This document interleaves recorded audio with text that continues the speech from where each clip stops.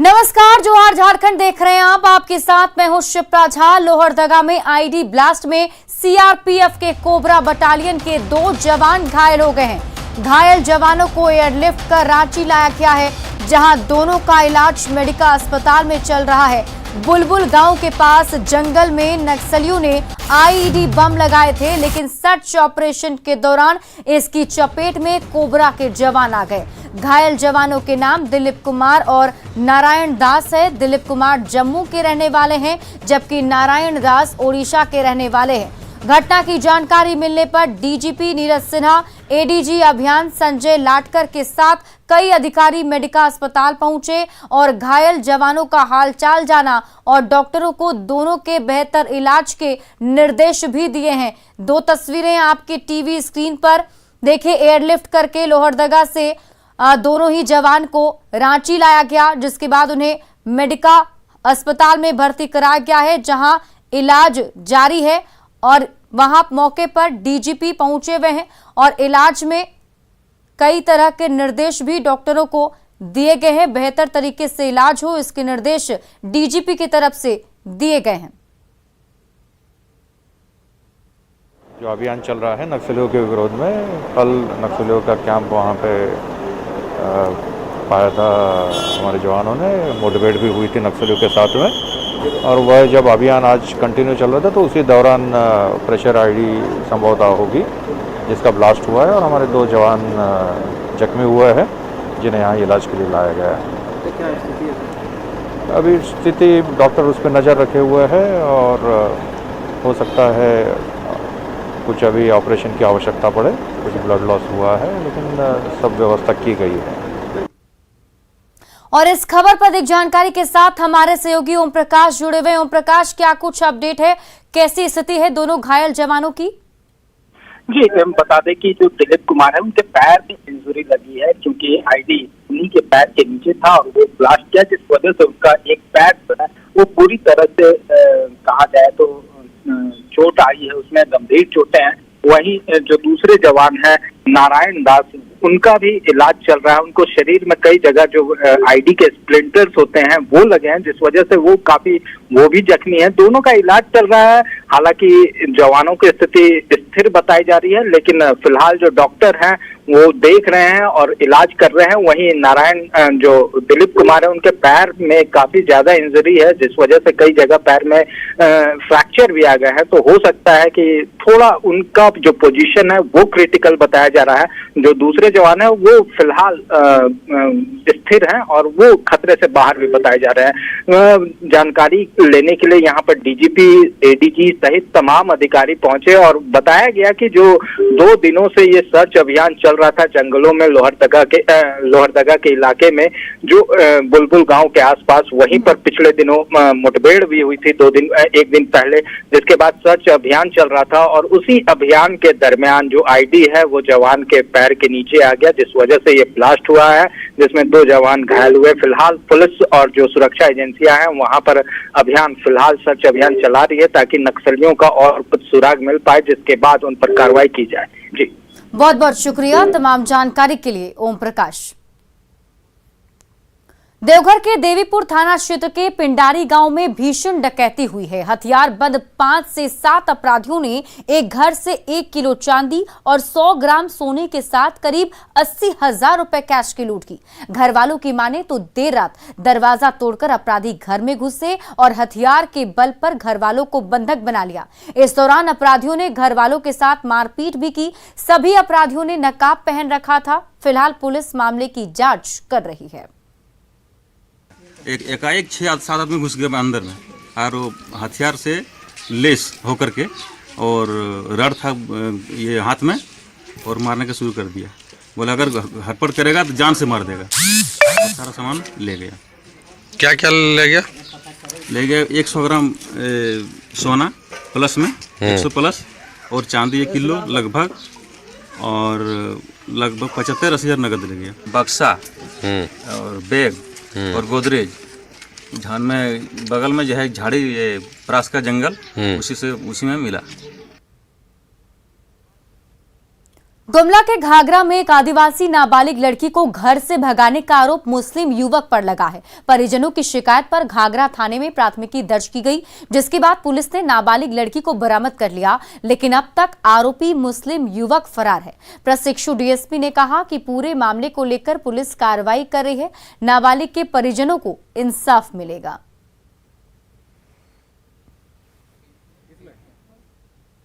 आज की घटना में एक नाबालिग लड़की जो एक लड़के के साथ फरार हो गई थी। वर्तमान समय में हम लोग उस लड़की को बरामद कर लिए हैं और लड़का फरार है। कोशिश करेंगे कि बहुत जल्द उस लड़का को भी हम लोग पकड़ लें और इस मामले का कांड दर्ज हो चुका है और हम लोग इस पर आगे कार्रवाई कर रहे हैं। गढ़वा के नगर उटारी थाना क्षेत्र के मछुआर गांव में तिल का लड्डू खाने से बीमार 2 और बच्चे की मौत हो गई। ऐसे में अब तक 3 बच्चे की मौत हो चुकी है, जबकि 4 बच्चे अब भी बीमार हैं। डॉक्टरों का कहना है कि जहर के कारण बच्चों की मौत हुई, लेकिन मौत के कारणों की सही जानकारी पोस्टमार्टम रिपोर्ट आने पर ही चलेगा। एसडीएम ने पूरे मामले के जांच के आदेश दिए हैं।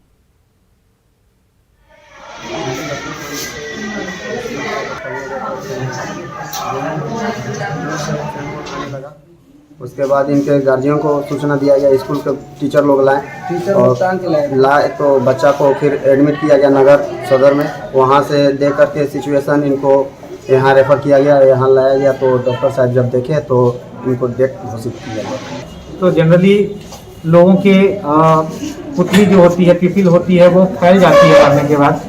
इनकी सिकुड़ी हुई है, तो इस तरह से लग रहा है कि यह पॉइजनिंग का केस हो सकता है। होता है उसको खाने से, तो इसका डेफिनेटली हम लोग जांच कराएंगे और पता करेंगे ये ऐसा क्यों हो रहा है और जो भी लोग इसमें इन्वॉल्व होंगे या किस कारण से हो रहा है हम लोग उसको पता करेंगे। उसके बाद उसका प्रचार प्रसार करेंगे जिससे ये इस टाइप की घटनाएं भविष्य में ना घटे, और ये बहुत ही दुखद है।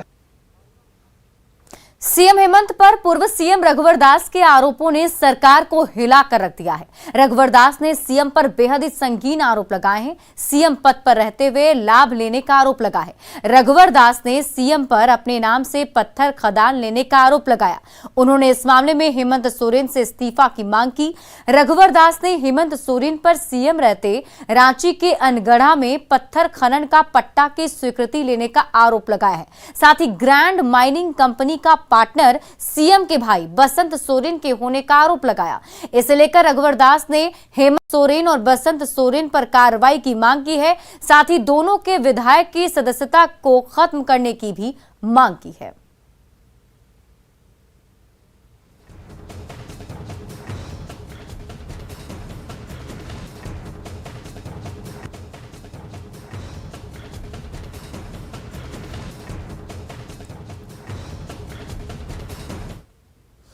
रघुवर दास के आरोप पर जेएमएम ने चुप्पी साध रखी है। पार्टी सुप्रीमो शिबू सोरेन से न्यूज 18 ने प्रतिक्रिया लेनी चाहिए, लेकिन अब तक शिबू सोरेन की ओर से कोई जवाब नहीं दिया गया।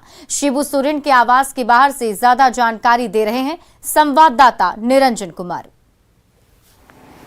झारखंड के मुख्यमंत्री रघुवर दास ने जिस तरह से मुख्यमंत्री हेमंत सोरेन पर खनिज संपदा को लेकर के एक गंभीर आरोप लगाया है, यह अपने आप में एक चौंकाने वाली बात है। मुख्यमंत्री हेमंत सोरेन और उनके भाई पर बड़ा आरोप लगाया है। गुरुवार को मीडिया के सामने कई दस्तावेज पेश करते हुए कहा कि मुख्यमंत्री के पद पर रहते हुए अपने नाम पर रांची के अनगढ़ा में अपने नाम से पत्थर खनन पट्टा की स्वीकृति ली है। रघुवर दास ने कहा कि खनन पट्टा की स्वीकृति के लिए हेमंत सोरेन 2008 से ही प्रयासरत थे। जिस तरह से रघुवर दास ने हेमंत सोरेन पर एक गंभीर आरोप लगाया है, निश्चित तौर पर पूरे झारखंड की राजनीति में एक सियासत हो रही है। यानी अगर देखा जाए तो मैं इस वक्त जेएमएम के केंद्रीय अध्यक्ष शिबू सोरेन के आवास के बाहर खड़ा हूं। क्या शिबू सोरेन को इस मामले की जानकारी है या नहीं, ये आने वाले वक्त ही तय करेगा। आखिर झारखंड मुक्ति मोर्चा इस पर मौन धारण क्यों की है? रांची से निरंजन सिंह। हेमंत सोरेन पर रघुवर दास द्वारा आरोप लगाए जाने के बाद न्यूज 18 की टीम रांची के अनगढ़ा में उस पत्थर खदान पर भी पहुंची और वहां के लोगों से ग्राउंड रियलिटी जानने की कोशिश की। ग्रामीणों ने कहा कि ये पत्थर खदान सीएम हेमंत सोरेन का है और वो पिछले साल यहां आए भी थे। ज्यादा जानकारी दे रही हैं संवाददाता कोमल बहल। हम उसी अनगढ़ा में मौजूद है जिसकी चर्चा जो है इन दिनों झारखंड की राजनीति में बनी हुई है, या कह सकते हैं कि झारखंड की राजनीति का यह अब तक का सबसे बड़ा विवाद है। पूर्व मुख्यमंत्री रघुवर दास ने कल प्रेस वार्ता करते हुए मीडिया के सामने कई दस्तावेज पेश किए हैं और साथ ही उन्होंने वर्तमान मुख्यमंत्री हेमंत सोरेन पर कई गंभीर आरोप लगाए हैं। उन्होंने कहा है कि मुख्यमंत्री पद का दुरुपयोग करते हुए हेमंत सोरेन ने इस खदान की जो माइंस है उन्होंने अपने नाम पर करा लिया, जिसके बाद से कई जो प्रतिक्रियाएं हैं जो पक्ष विपक्ष की तरफ से हमें देखने को सुनने को मिल रही है। हालांकि इस वक्त हम अनगढ़ा में और यहाँ पे कुछ ग्रामीण जो है वो भी हमारे साथ जुड़ चुके हैं। हम उनसे बात करते हैं और ग्राउंड रियलिटी क्या है ये जानने की कोशिश करते हैं। पता है ये किसका खदान है? हाँ, मुझे पता है, ये श्री हेमंत सोरेन जी का है जी। तो कभी उन्हें देखा यहाँ पे आते हुए? जी, मैंने तो नहीं देखा कभी, लेकिन बाकी ग्रामीणों ने देखा होगा, ये तो मैं अभी नहीं बता सकता हूँ। जी, आप नहीं बता सकते। आप बताइए, आप बता रहे थे कुछ मुख्यमंत्री को लेकर के। आया था एकदम, आके यार चल गया अगले साल। पिछले साल आए थे? कब? अक्टूबर नवंबर के महीने में आए हैं? महीना तो हम लोग नहीं जानते हैं, पढ़ा लिखा। तो मतलब देखे हैं सामने से मुख्यमंत्री को इस खदान में आते हुए? हाँ। लोग कहते हैं कि मुख्यमंत्री का ही ये खदान है, बात सही है? आप कहाँ रहते हैं? तो कॉलोनी में रहते। अच्छा, तो पत्थर कैसे निकाले जाते हैं यहाँ पे? तो सामने है एक। हाँ। कितने बार आए होंगे मुख्यमंत्री? नहीं देखे हो, बार बार तो नहीं आते हैं। आप कितने बार देखे? शुरुआती एक बार देखे थे। हाँ, आए थे। और साथ में किसको देखे थे? भाई भी है? उसका साला की कौन नाम है? भाई का तो नाम बसंत सोरेन है, उसका भी नाम सामने आ रहा है, उसे भी देखे हैं? तो ही देखे हैं और आप तो नहीं देखे हैं जी। तो खैर कुछ इस तरह, जैसा कि आपने सुना कि ग्रामीणों का भी कहना है कि उन्होंने भी मुख्यमंत्री को यहाँ पे आते हुए देखा है, तो ये प्रत्यक्षदर्शी जो है ये उनके तरफ से ये बयान है। हालांकि वो कहावत आप सभी ने सुनी होगी कि शीशे की अदालत में पत्थर की गवाही है, कातिल ही मुंसिफ है और कातिल ही सिपाही है। ऐसा ही हाल जो है कुछ यहाँ पे बना हुआ है। हालांकि कुल मिलाकर अब ये कह सकते हैं कि हमें ये जानना होगा कि मुख्यमंत्री की तरफ से क्या कुछ प्रतिक्रिया आती है इस पूरे मामले को लेकर के। कैमरा पर्सन संजीव तिवारी के साथ कोमल बहल, न्यूज 18 अनगढ़ा।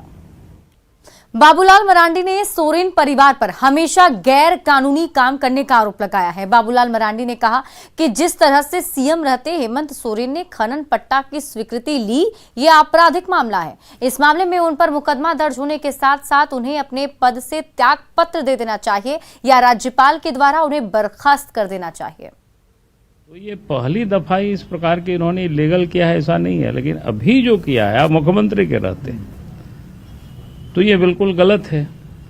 मैं तो कहता हूं कि भारत सरकार का जो गृह मंत्रालय है उसने लोक सेवक और मंत्रियों आदि के लिए जो एक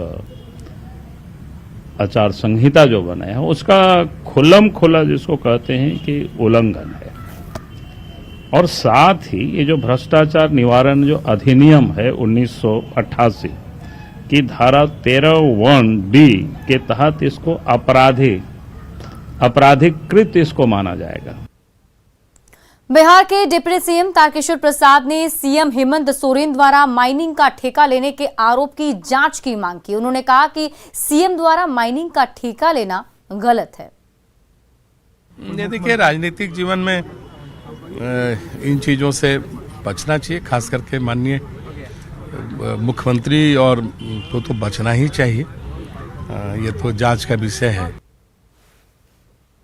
सीएम हेमंत सोरेन और उनके भाई बसंत सोरेन पर रघुवर दास के आरोप के बाद सियासत भी गर्म है। वहीं कानून के जानकारों का कहना है कि अगर आरोप में सच्चाई है तो सीएम और बसंत सोरेन के अलावा रांची के डीसी और खनन पदाधिकारी के साथ इसमें शामिल सभी लोगों के खिलाफ कार्रवाई हो सकती है। माइंस मिनरल एक्ट के तहत इसमें अधिकतम 5 साल की सजा और 5 लाख रुपए तक के आर्थिक दंड का प्रावधान है। वहीं पीसी एक्ट के तहत 7 साल की सजा हो सकती है। सरकार ने जानबूझ करके कराया है या अनजाने में भी हुआ है तो उनके साथ जो भी पदाधिकारी शामिल हैं वो सारे इस दोष के भागी होंगे और सारे लोग उस पनिशमेंट के भागी होंगे, चाहे वह मुख्यमंत्री हो कि चीफ सेक्रेटरी हो, कि सेक्रेटरी हो, कि माइनिंग सचिव हो या डीसी हो, जो भी इस पे इन्वॉल्व होंगे वह सारे लोग इस कानून के दायरे में आएंगे, उनको पनिशमेंट किया जा सकता है। और इसी बीच रांची से बड़ी खबर सामने आ रही है। हाईकोर्ट में 7वीं जेपीएससी पीटी मामले पर सुनवाई चल रही है। जेपीएससी ने कोर्ट में शपथ पत्र दायर किया है। 7वीं जेपीएससी पीटी रिजल्ट निकालने की अनुमति मांगी गई है। तो बड़ी खबर आपको रांची से बता रहे हैं, जहां जेपीएससी ने कोर्ट में शपथ पत्र दायर किया है। 7वीं जेपीएससी पीटी रिजल्ट निकालने की अनुमति मांगी गई है। नए कट ऑफ के अनुसार ये अनुमति मांगी गई है। पीटी में आरक्षण को लेकर रिजल्ट जो है वो रद्द हुआ था। अधिवक्ता अमृताओं वत्स ने ये जानकारी दी है।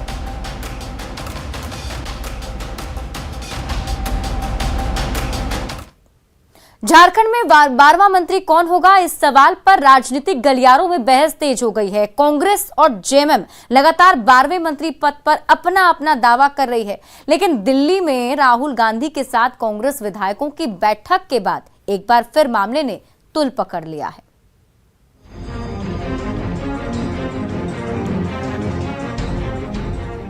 झारखंड के 12वें मंत्री को लेकर एक बार फिर सियासत गर्म है। दिल्ली में राहुल गांधी के साथ कांग्रेस विधायकों की बैठक के बाद एक बार फिर 12वें मंत्री का मुद्दा तुल पकड़ने लगा है। सूत्रों की माने तो कांग्रेस के एक बड़े नेता को 12वें मंत्री को लेकर सीएम हेमंत सोरेन से बात करने की जिम्मा सौंपा गया है। हालांकि कांग्रेस के प्रदेश अध्यक्ष इससे इनकार कर रहे हैं। इस तरह की कोई चर्चा हमारे साथ नहीं हुई है। किसी के साथ हुई होगी तो पता नहीं, लेकिन दावा बनता है कि नहीं कांग्रेस का? तो कह रही है कोई दावा ही नहीं है, बेकार के आप लोग कह रहे हैं। सब चिंतन शिविर में तय किया जाएगा।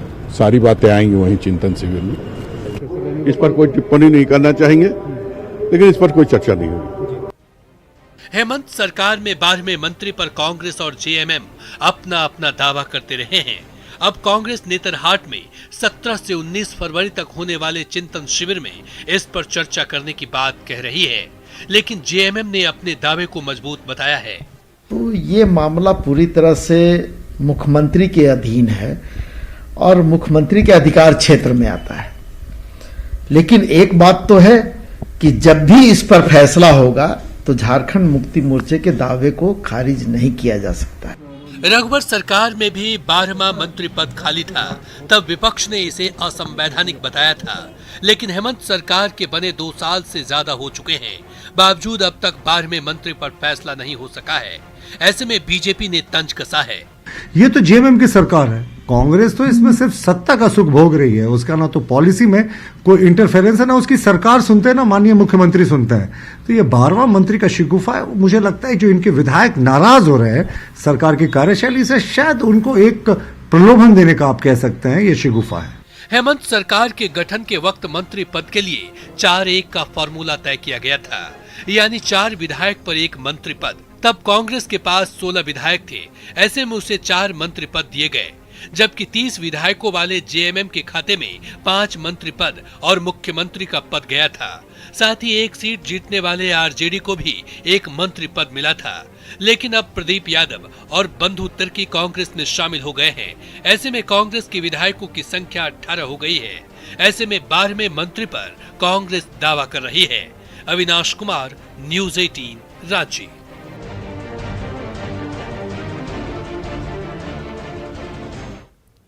झारखंड शिक्षक पात्रता परीक्षा यानी जेटेट की नियमावली को हेमंत कैबिनेट ने मंजूरी दे दी है। अब जेटेट प्रमाण पत्र की मान्यता आजीवन होगी, यानी एक बार जेटेट परीक्षा पास किए तो कभी भी शिक्षक बहाली में हिस्सा ले सकेंगे।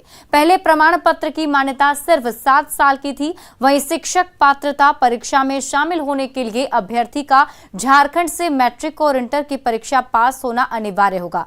हालांकि इसमें भी आरक्षित वर्ग के अभ्यर्थियों को छूट दी जाएगी, यानी सामान्य वर्ग के अभ्यर्थी झारखंड से मैट्रिक और इंटर की परीक्षा पास किए होंगे तभी वो जेटेट परीक्षा में शामिल हो सकेंगे। लेकिन आरक्षित वर्ग के अभ्यर्थियों के लिए ये शर्त नहीं है।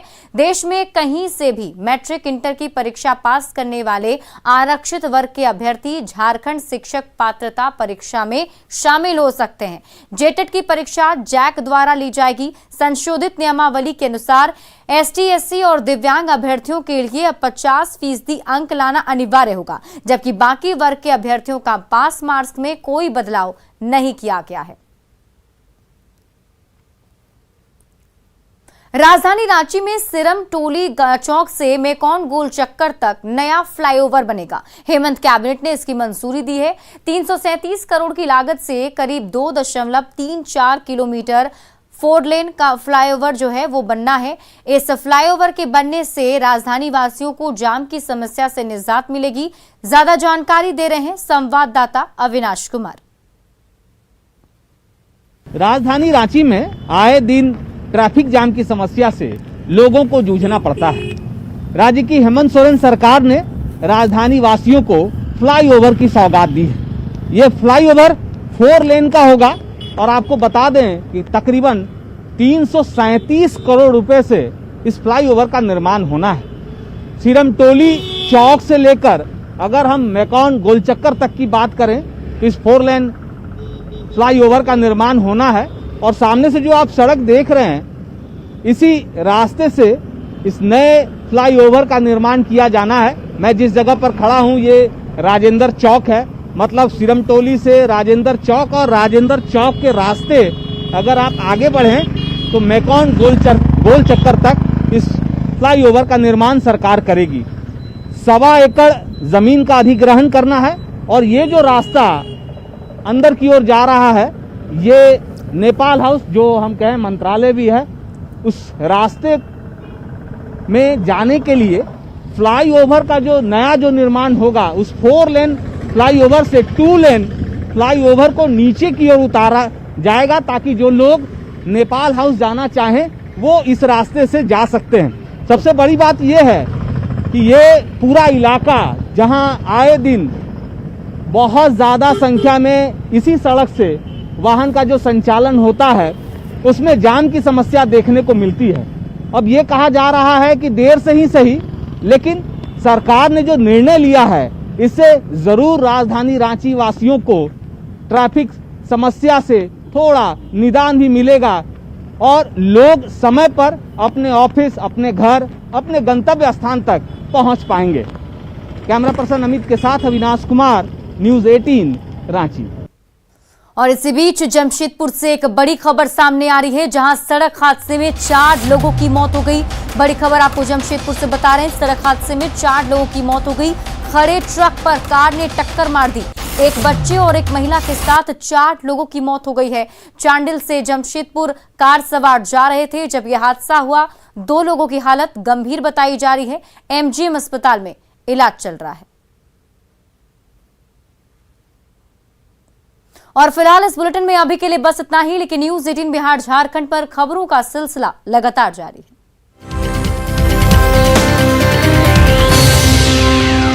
गया है। मौके से जब्त 16 क्विंटल महुआ जावा को भी